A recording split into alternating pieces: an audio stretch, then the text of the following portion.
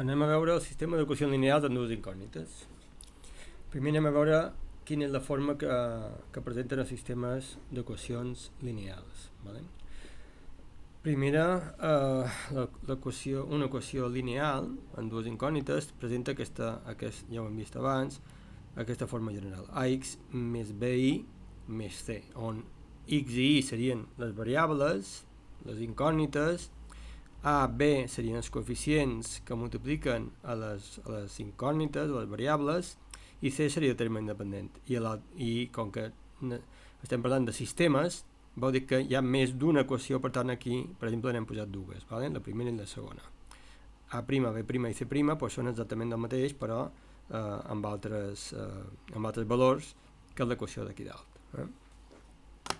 A' i b' són els coeficients, o sigui, el que està multiplicant a les incògnites, a la x i a la y, i c' senzillament és un terme independent. Vale?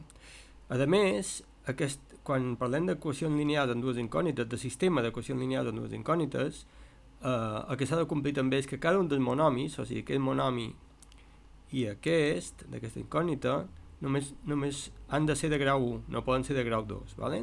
Igual com aquest monomi d'aquí o aquest monomi d'aquí. Com que els 4 monomis que hi ha, els 6 monomis que hi ha tenen grau no superior a 1, per tant, això és un sistema d'equacions lineals en dues incògnites. Vale? I anem a veure, clar, quan hem parlat d'una equació lineal, en un vídeo anterior hem vist que això representava tots els punts que complien, tots els valors de x i y, si en dues incògnites, que complien l'equació, no? Que complien la igualtat. Quan és un sistema, la solució pot ser de tres tipus. Depenent, com ja hem vist que una equació lineal al final representa una recta, doncs que tinguin una solució en comú, que no en tinguin cap, o que tots els punts siguin comuns, dependrà de la posició relativa d'una recta respecte a una altra.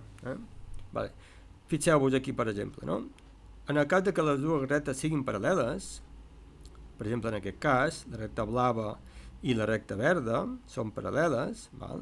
I què passa? Que no es tallen a cap lloc. Per tant, vol dir que no tenen cap solució, o sigui que no hi ha cap punt que sigui comú a les dues. Vale? O sigui, no hi ha cap valor de x i y que quan ens substituïm a una i a l'altra, les dues s'acompleixin, les dues igualtats o les dues equacions siguin verdaderes. Vale? Una altra possibilitat és que no siguin paral·leles. En aquest cas és que siguin paral·leles, per tant no tenen cap punt en comú, per tant la solució no existeix cap punt que compleixi les dues equacions, o que sigui cap parell de valors x i y que compleixi les dues equacions al mateix temps. Si no són paral·leles vol dir que es tallen a un punt. Per tant, quina seria la solució? Doncs el punt en comú, les coordenades x i y, on aquestes dues rectes coincideixen.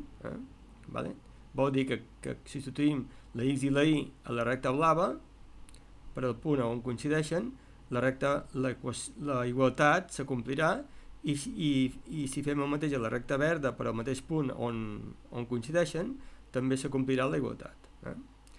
I l'altra possibilitat de dues rectes és que senzillament siguin la mateixa. El que passa és que les equacions o les igualtats se poden expressar de forma equivalent i ser el mateix, i estan dient el mateix.